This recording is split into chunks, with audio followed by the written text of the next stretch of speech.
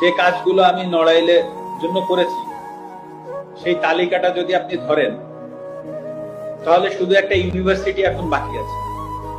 একটা সি ক্যাটাগরির জেলায় কি কি প্রয়োজন, একটা ইউনিভার্সিটি বাকি আছে।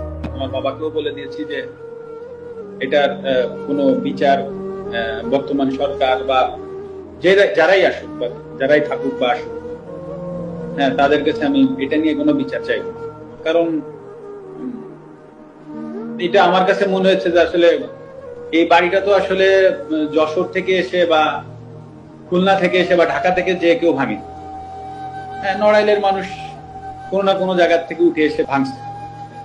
তো আসলে আমি নড়াইলের মানুষের বিরুদ্ধে আর বিচার চাইবো না। তো যেটা হয়ে গেছে ওটা আমি একসেপ্ট করে নিচ্ছি। হয়তো বা আমার কাছে আমি এভাবে একসেপ্ট করে নিচ্ছি যে হয়তো বা আমার কোনো ভুল ছিল, আমি কোনো ভুল করেছি, হয়তো বা তার জন্য ওনারা হয়তো বা এসে ওটা করেছে।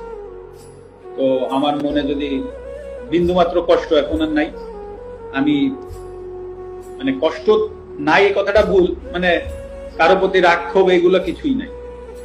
তো আমিও আশা করব নড়াইলবাসীর প্রতি যে আমার কোনো ভুলে বা কোনো জায়গায় যদি কষ্ট হতে থাকে, তো আশা করি তারা তো একটা স্টেপ নিয়েছে, তারাও আমাকে এই জায়গা থেকে ক্ষমা করবে। এটাই আমি আশা করি, এর বেশি